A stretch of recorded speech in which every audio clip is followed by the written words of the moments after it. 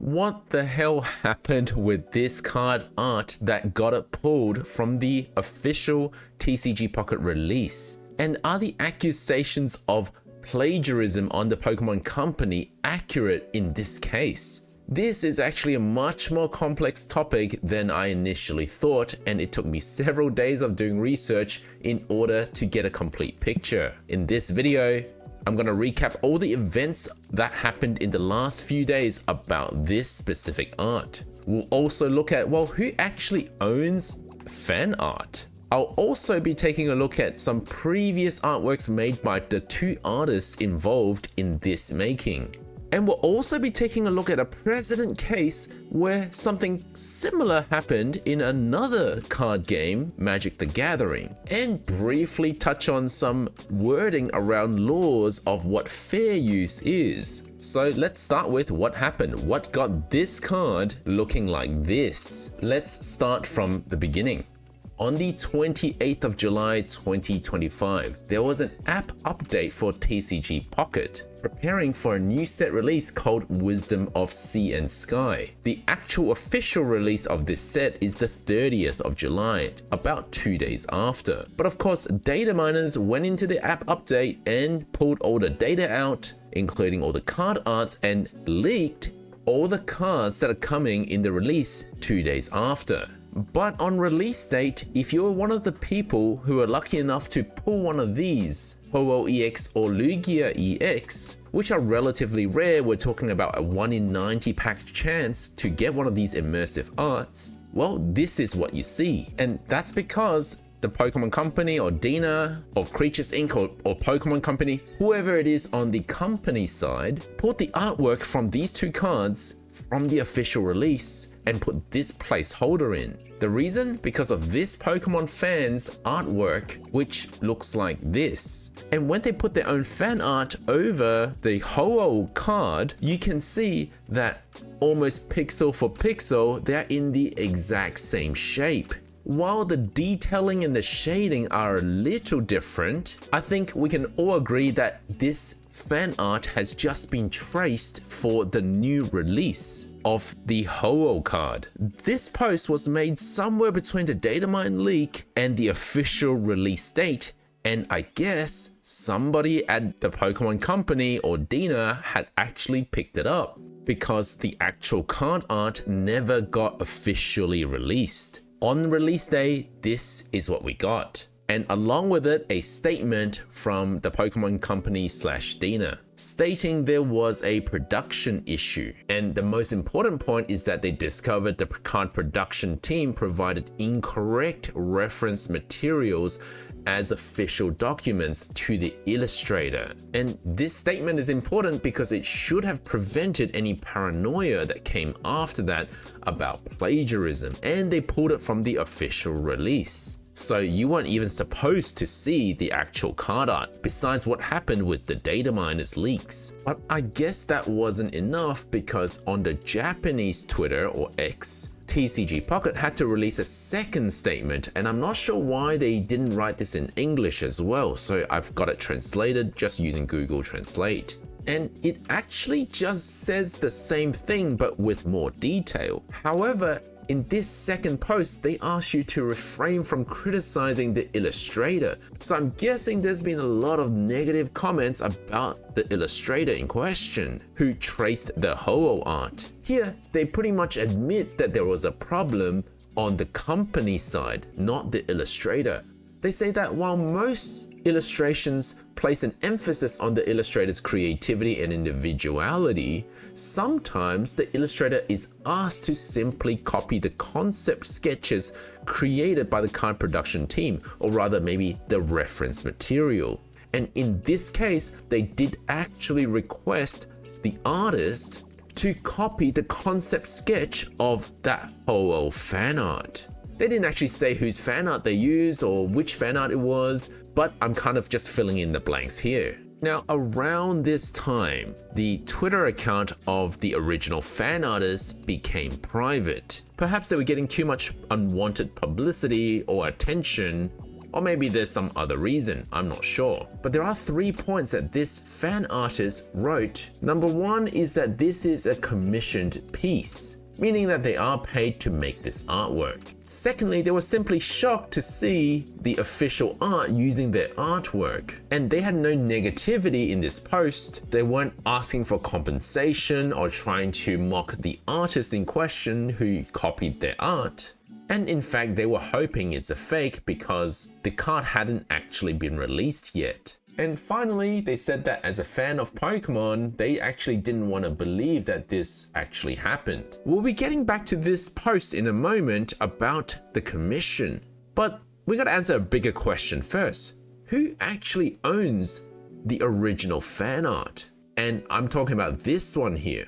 Who owns this fan art? Because the answer to this will determine whether the Pokemon Company or Dina actually did anything wrong. So according to the legal information on the Pokemon.com website under US legal information in English, it pretty much states that they, the Pokemon Company, own all of your fan art. Your work, which is recognizable as a Pokemon, for example, as a Ho-Oh. If I look at this picture and it screams to me it's Pokemon, it's got Ho-Oh and the legendary birds and all other Pokemon in it, then according to their legal statement, the Pokemon Company or Creatures Inc. or Game Freak or whoever it is, they own your art. They even use keywords like fan art or derivative art. So yeah, the Pokemon Company pretty much owns me right now because I've got a Pikachu hat. Anyone can see it's a Pikachu. And I am currently a derivative art of the original Pikachu.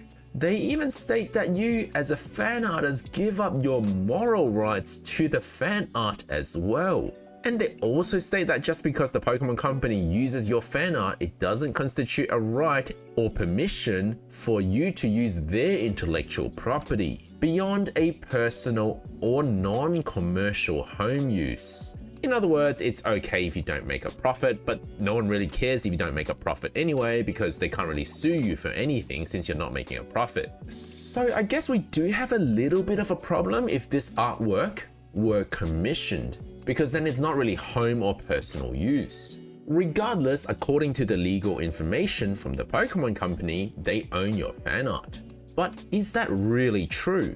Well, there is a thing called fair use that protects artists in allowing them to make parodies or criticisms or reproduce work for news reporting so that they can actually talk about something without violating the copyright. Although exactly what you can copy and whether it's considered fair use to be making fan art is very subjective. You'd literally have to be taken to court to argue these 4 points. And I'll try to be brief about this, but the 4 points to consider whether your fan art is fair use so that you can actually go and sell it or do other things and consider that as your own work and not be owned by the Pokemon Company are, well, the first thing is whether you're actually using it for profit. If you're using it for profit, you're less likely going to be considered fair use. So then, more likely, the Pokemon Company will own your art. So if you're selling this artwork as maybe a commission, it's less likely to be covered by fair use. The nature of the copyrighted work, so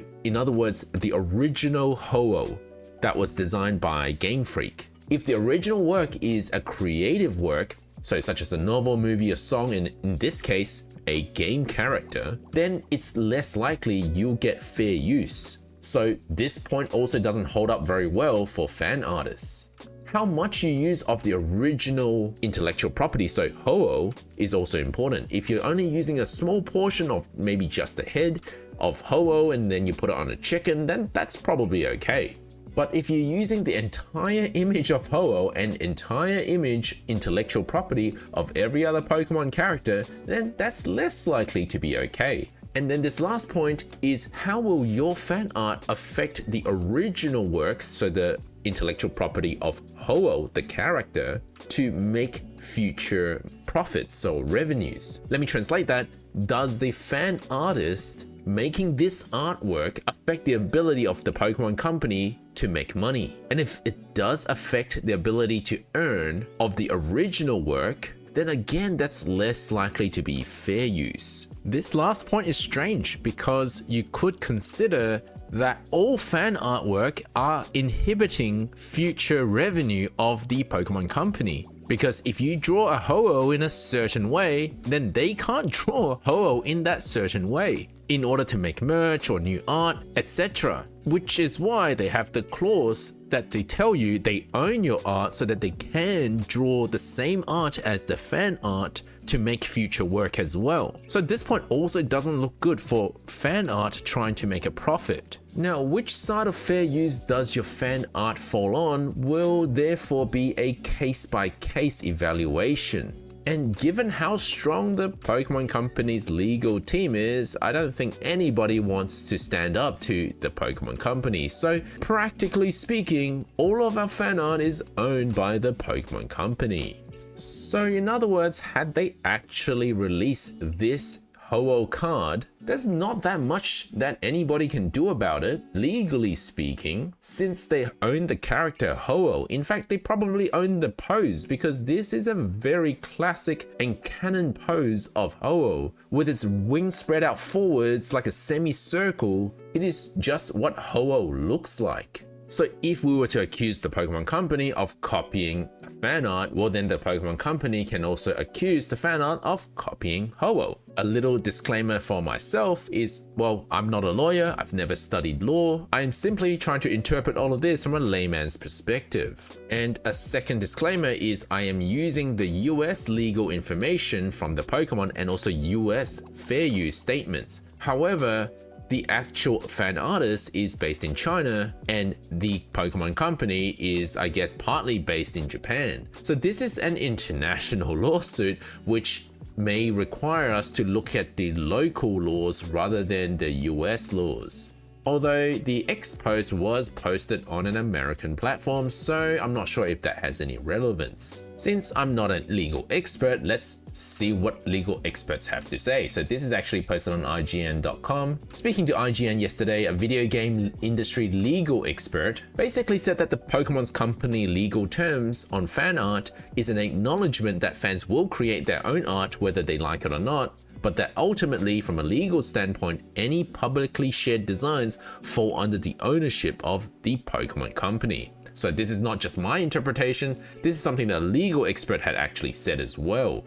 And if you do make a fan art, on the off chance that it's a special one, we can use it without otherwise paying you, since it was ours to begin with. But I do think that pulling the artwork is the right move, because it would just be heavily frowned upon if they had actually persisted with it, because all the fans will be up in arms and angry, and especially artists worldwide may not want to work with Pokemon Company again if that's how they're going to conduct business from a moral perspective.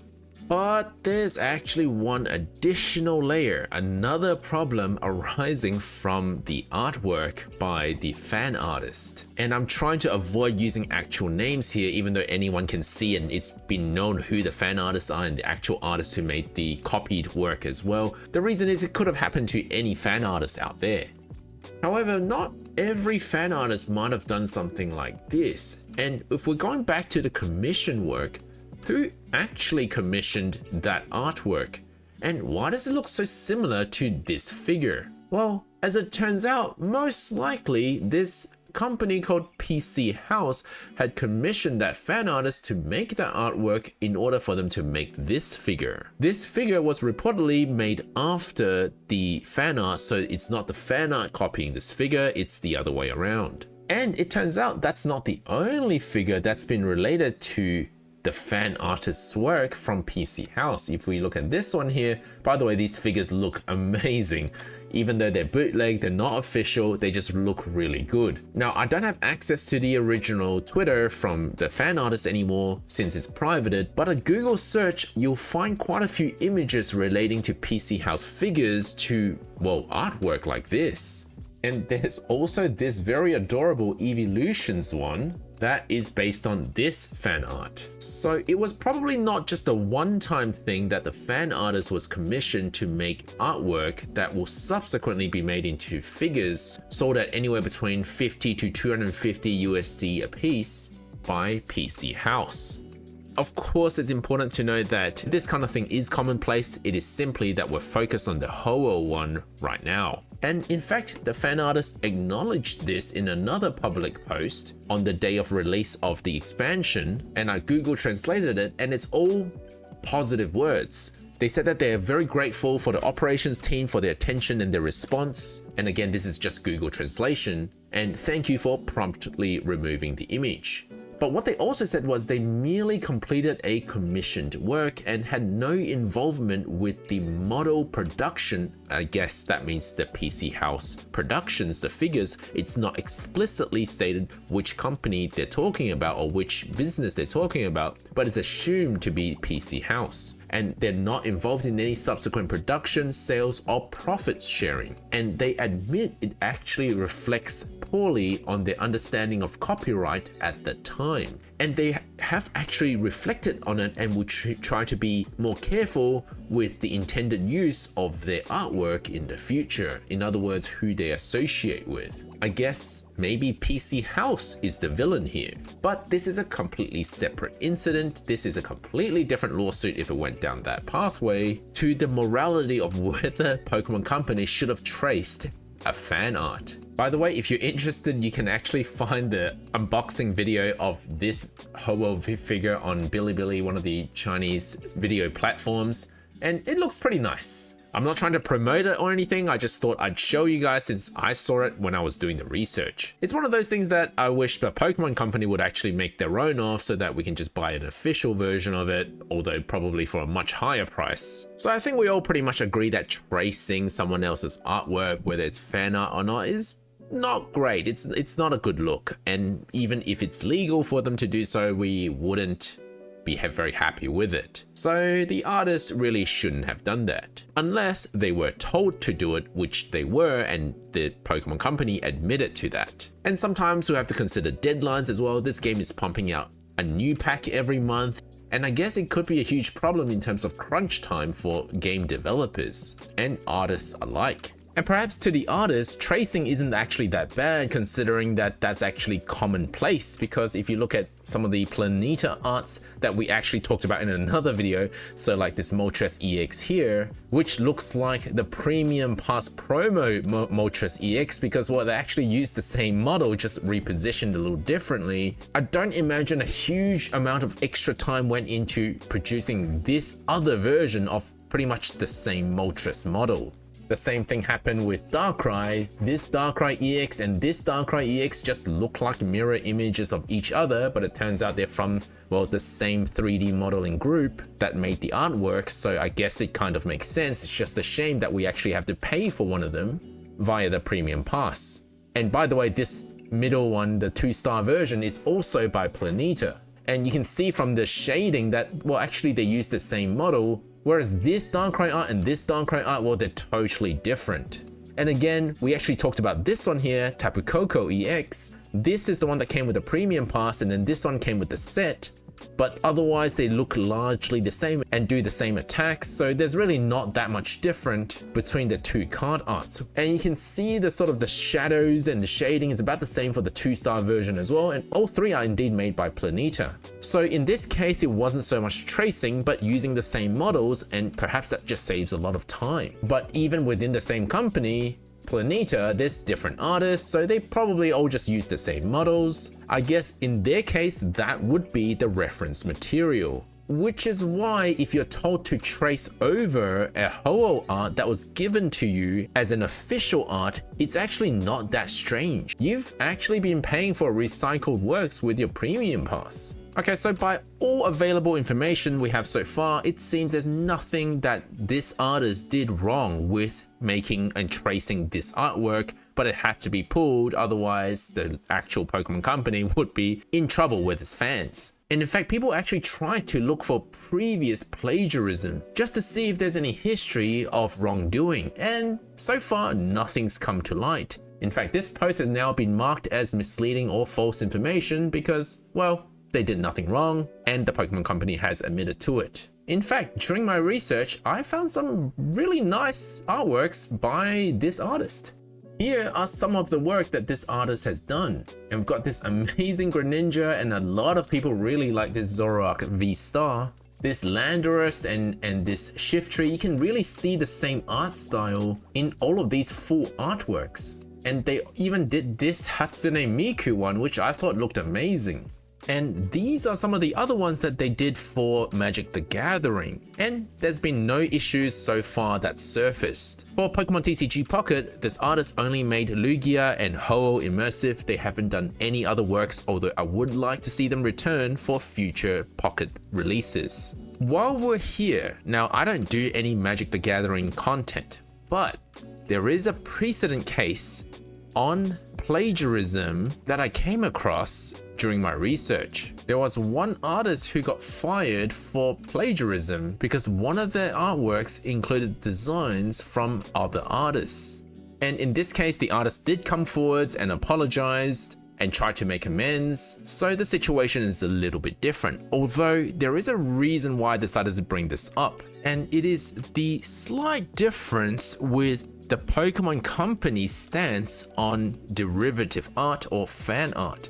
Wizards of the Coast statement from 2017, which was when it was last updated, is that you simply have to make it a free content. As long as you're not profiting off it, you are clear to make your fan art. They don't state anywhere that I've seen where they own your fan art. In other words, they are unlikely going to trace your content, your fan art, and then say it's theirs now. Although it doesn't say that they can't do that, it's just not explicitly stated that they can. And then there's some common sense stuff. Just make sure you're not using that type of fan art to hurt people and make inappropriate or offensive stuff. They even say that you can take donations and add revenue for your fan art. That's not a problem. You can make YouTube and Twitch content if you like. They do state that they're allowed to share your content though, but they're not saying that they're gonna pretend to own your content. But you cannot go and sell t-shirts and hats with their intellectual property, which I guess is kind of the problem with the Ho-Oh fan art if it's been sold to another company to then be used to make figures to sell at a profit. But overall, I find the fan content policy to be a little bit more accommodating with Wizards of the Coast. So let's summarize everything that's been said in this video.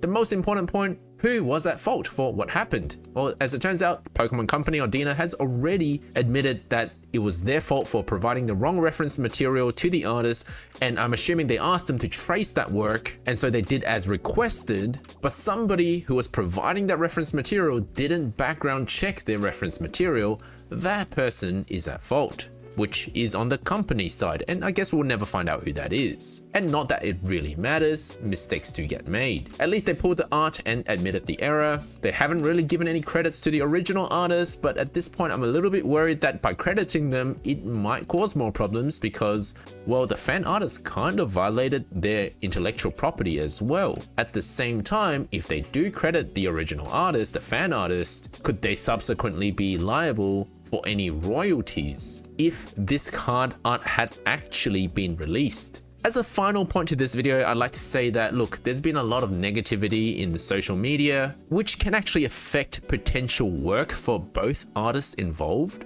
Other companies may choose not to associate themselves with these two artists. I just hope that both artists use this opportunity, this fame, wisely and actually profit off it instead. And I actually came across this art book by the artist who traced, and this looks pretty good. So there's only been 3 customer reviews. Maybe they'll get a few more sales after this whole drama. Unless this was all a marketing ploy to create a bit of buzz on social media for the latest set, and they were never planning to release that fan art. If that's the case, this was some crazy good marketing strategy by the Pokemon Company. Regardless, I think it's become one of the greatest lessons about fan art, plagiarism, and intellectual property in the history of the Pokemon Company. But without a doubt, my favorite part about all of this is this Ho-Oh rap. That's plagiarism.